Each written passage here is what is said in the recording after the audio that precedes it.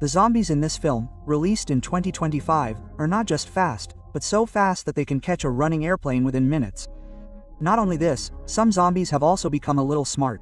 They can find the enemy thousands of miles away with their sense of smell and can also break the strong fort built by humans. Now let's not talk much. Let's start the film. A little boy is watching cartoons at home when suddenly the TV signal goes off and an important news starts coming on the screen. The news tells that an unknown virus has spread all over the world, due to which infected people turn into terrible zombies within a few minutes. This virus spreads very fast and many cities have been destroyed. The boy is watching all this carefully when suddenly a sound comes from the room upstairs. He goes upstairs with fear and looks and finds out that it was a joke of his elder sister. Then he gets a video call from his father, who is on duty outside. He is asking his wife and children to go to their relative's house away from the city, as the zombie virus has spread in this city as well. Little girl Abby smiles seeing her father's lucky bracelet made by him. On the other hand, the mother has packed the luggage. There are continuous screams coming from outside, so she does not waste a single moment and leaves the house with her 2 children. As soon as they are about to sit in the car, suddenly a zombie catches the mother. Abby immediately hides under the car and sees with her own eyes her younger brother dying at the hands of the zombie. The little girl is trembling with fear and then sees that her mother has also turned into a lifeless zombie and is moving towards her. At that very moment, the sound of some bullets is heard and an uncle comes like an angel and saves Abby. Later he asks the girl to close her ears and also shoots her younger brother, who has turned into a zombie. Now 10 years have passed, and due to the zombie virus, human civilization has been completely destroyed. The cities that once looked magnificent have now become ruins. The little girl Abby has now grown up and Uncle Cassius has trained her to become a jungle warrior. Having lived in the jungle for so many years, Abby has a great desire to live with people. Her biggest wish is to find a human settlement where she can live. However, the best place for Cassius is a deserted island far from land. Then in the dark of the night, Cassius wakes up to the sound of an alarm outside. He cautiously comes out of his tent and looks around, and a zombie attacks him from the darkness. But Cassius kills it by firing continuously. Both of them are very sad because zombies like to live in groups and there must be more zombies around. So before morning, they pack their things and prepare to leave from there. Then their horses start neighing on the way. Cassius understands that danger is near. Both of them look around and see a jeep surrounded by zombies in the distance. Cassius does not want to pay attention at first, but Abby shoots without saying anything. So, out of compulsion, they have to kill the remaining zombies as well. Then both of them go near the jeep and start taking the necessary things from there. Cassius takes the shoes of the dead man, and as soon as he wears them, he hears the voice of the walkie-talkie from inside the car. It is revealed that the dead people have more companions. Cassius wants to leave from there immediately, but the next moment some SUVs come fast and many armed people surround them. Some people find the shoes that Cassius has taken off, which makes them think that he has killed their companions. When the tension is increasing on both sides, then a pregnant woman gets out of the car and asks her companions to leave Abby and Cassius. Then the black horse warns again, and the next moment the sound of roaring comes from the distant forest. A lot of zombies start moving towards the valley walls from all sides like a flood. People do not have time to run away, so they take out their weapons and fight there. A female zombie had the power of thinking and she was watching her companions fighting. The survivors have no place to hide and soon their number starts decreasing. A strong man unfortunately becomes a victim of zombie bite. He wants to shoot himself but runs out of bullets. Then Abby grabs a pregnant woman and puts her in the jeep. Cassius fights back and kills that sensible female zombie. Then he drives fast and gets out of the zombie herd. A black-faced zombie looks at the dead female zombie as if his wife has died. On the other hand, Cassius saves the pregnant woman and her husband from the zombies and takes them away. On asking, it is revealed that these survivors wanted to go to a safe place named Shippen. Hearing this, Abby is very happy because this is the place she always wanted to go. After deciding the direction, Cassius is about to drive when the car breaks down on the way. The pregnant woman's husband gets down and introduces himself. His name is David and he is a mechanic, but due to lack of parts, he will not be able to repair the car. Helplessly, Cassius and the others decide to proceed on foot. They move straight ahead on the mountain path and soon reach the town of Abby's birthplace. Here tall buildings are still standing, but there is a deathly silence all around. Cassius finds a building with an open space and decides to spend the night there. There is no danger around. After making sure that there is no danger around, they light a fire and cook food. Abby is very curious about the place named Shippin. The pregnant woman had already contacted them through the wireless. As the name suggests, Shiptown is made by joining many big ships. It is not connected to the land, so it is very safe. There is also plenty of water and food here. So this is a dream place for survivors. Abby's eyes light up after hearing all this. But Cassius is not interested in this. He has no time to spare. He wants to put up more warning signs and bomb traps outside. After everything is in order, Cassius tells him his further plan. He will take Megan and her husband some distance. After that, both of them will go their separate ways because his target is the port located in the other direction. Abby is also very upset and secretly goes to Cassius and argues with him why he is not going with them to Shiptown. Cassius very wisely says that where there are more people, there is more danger. But Abby does not understand human evil and Cassius at all. She quarrels a lot with Cassius and then goes upstairs to spend the night alone. However, both of them do not know that the black-faced zombie has found them by sniffing their abandoned car. It seems that the zombie leader is determined to take on Cassius. The next morning, Abby is looking at her childhood photos when suddenly she hears a rustling sound from the trees below. She understands that zombies have come inside and is about to run down to warn everyone. But she finds zombies on the way. However, she reacts very quickly and dodges a zombie chasing her. But in this process, she loses her balance. Then Cassius appears again and once again saves her from danger. After a while, the black-faced zombie reaches there with his companions. But they get trapped in a trap laid in advance. Cassius understands that a group of zombies is after him after hearing the sound of the explosion. Then suddenly Abby remembers that there is a small airport a little distance away. In her childhood, her father often took her there for a walk. Maybe there are some airplanes left there. This will save many days of travel for everyone. Although Cassius does not have much hope, but on Abby's repeated requests, he agrees to go there. After walking a short distance, they see the small airport that Abby was talking about. But to everyone's disappointment, it is all empty. Not a single airplane is in sight. Abby doesn't give up though. She remembers that her father bought a private hangar which now looks like a small mound and is very hidden. After opening the door the old-fashioned way, her father's small airplane is indeed parked there. Abby smiles happily. She has finally proven herself right to Cassius. However, this airplane has not been used for a long time. So mechanic David says that it needs to be fixed and Cassius and Abby take guard in a tall building far away. They have not even settled down properly when they see a lot of zombies coming towards them. Cassius immediately runs and tells Megan and her husband that they have to take off in 3 minutes, even though David has not completed the repairs. Seeing the zombies approaching, Abby manages to start the plane with the help of her hazy memories, leaving all thoughts aside. However, by then, a lot of zombies have reached the runway. They are moving at the speed of a sprinter and are almost about to catch up with the plane. Then Cassius shoots a climbing zombie and Abby finally gets the controls and flies the plane smoothly into the air. The black-faced zombie king looks up at the sky and has many expressions in his eyes.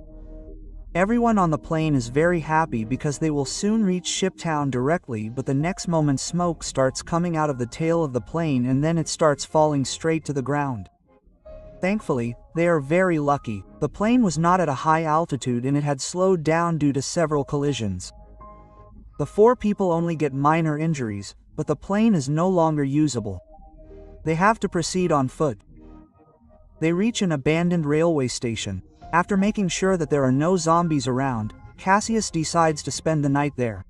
The port and Shiptown are on the other side of the mountain. The 4 of them can walk together for some distance. After seeing his pregnant wife, David goes alone to a compartment. He lifts up his pant leg and shows a horrible mark. Actually, he was bitten by a zombie a few days ago.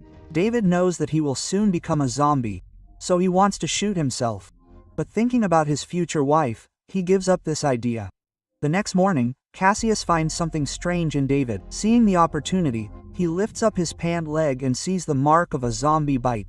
However, Abby, who is walking ahead, is telling him to hurry up, so he gives up the idea of killing David right there. While walking, it becomes night and suddenly they see a farmhouse ahead. Cassius quietly takes out his gun and moves forward. Then suddenly a warning sound comes from the speaker on the door.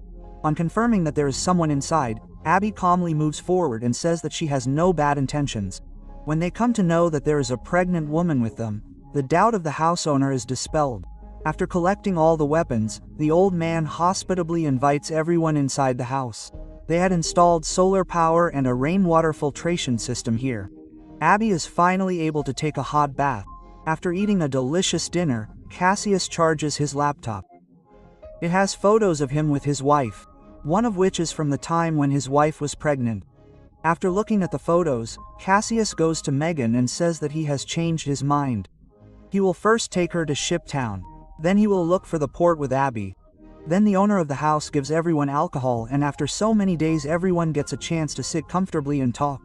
But while talking, they feel something is wrong. The owner of the house says that zombies are the next stage of human evolution. They are the greatest predators. Therefore, they should rule the earth. Just like humans had earlier hunted other animals out of greed. Everyone is shocked to hear this. Only David feels worse and he goes to the bathroom. The virus has completely spread in his body. When David comes back to the hall, he sees that Cassius and the others are lying unconscious. The owner of the house immediately presses the button of a device he is holding in his hand. David suddenly feels very weak and falls on the ground. When David wakes up again, he sees that he and his companions have been hanged. Actually, the owner of the house had mixed an anesthetic in the alcohol, and that man was actually a scientist. After many years of research, he has made a special device that can control the behavior of zombies with low-frequency signals, and Cassius and the others trapped in the trap are the objects of his experiment. After saying all this, the scientist opens the door of the cage behind. His wife is locked in it, who has already become a zombie. He turns the switch and sees that the zombie really attacks Cassius. But David breaks the rope with the power of the virus and also ignores the control of the device and saves Cassius and the others who are tied up. The owner of the house senses the danger and runs away and soon disappears from sight. Cassius does not want to stay there any longer. He finds a car outside and takes everyone towards the dense forest. But the owner of the house is not going to give up so easily.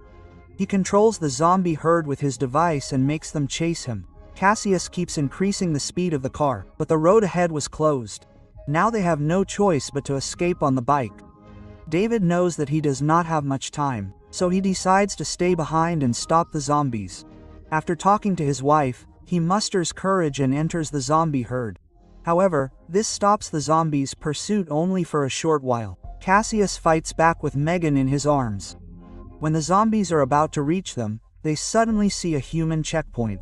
Abby understands that this is Shiptown. The guards at the post immediately take out their guns and start killing the attacking zombies after hearing the sound. The black-faced zombie stops his companions from moving forward because there is a water path ahead and they cannot cross it. After a while, Cassius and the others reach the middle of the camp by boat. Megan was about to deliver and needed immediate treatment. The good thing is that there is a doctor and hospital facility here. The next morning, both of them see the full view of this camp. A huge platform has been built away from the land by joining several large ships, and Cassius finally meets the in charge of the camp. He welcomes both of them to stay here. But it is necessary to follow some rules. Cassius turns away from there without thinking anything. He feels that it is better to live on a deserted island.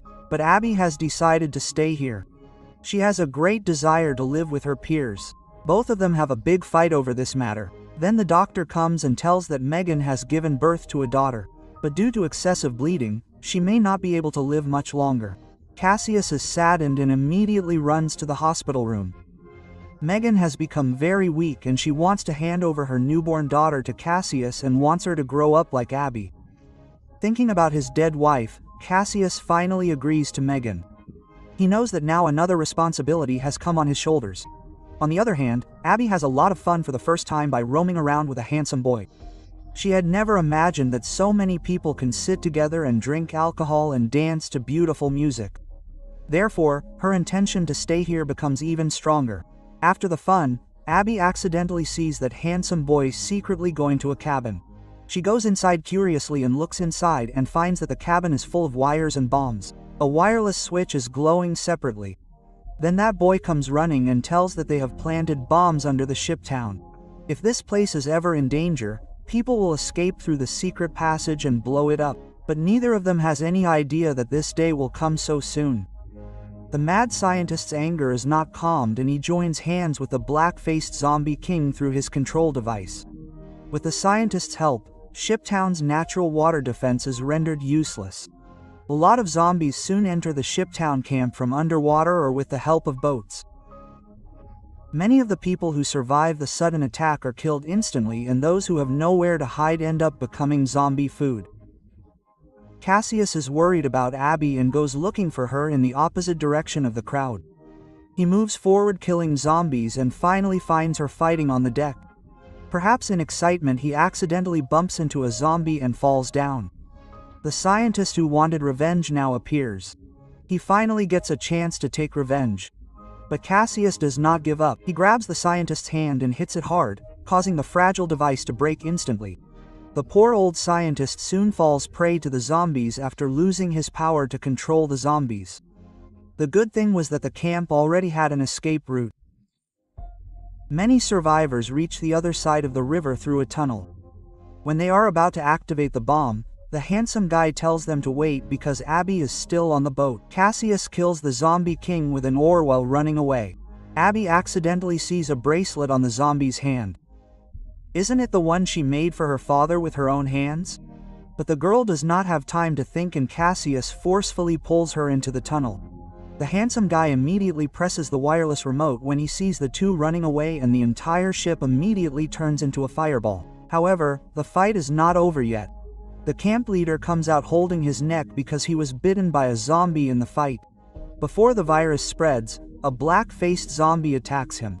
Surprisingly, the zombie king also survived the blast. Cassius immediately steps forward and confronts him. Abby picks up a gun from the ground and recognizes that the zombie king standing in front of her is her father. But he was killing Cassius, who raised her. So Abby finally decides and shoots the black-faced zombie king. After all, he is no longer her father. Cassius takes the survivors and looks at a deserted island in the sea, and they decide to establish a new human colony there. There is no doubt that the female zombie that Cassius killed last time was Abby's mother. All that can be said is that the entire story of the film was full of coincidences. If you like the story, then do like and comment on the video.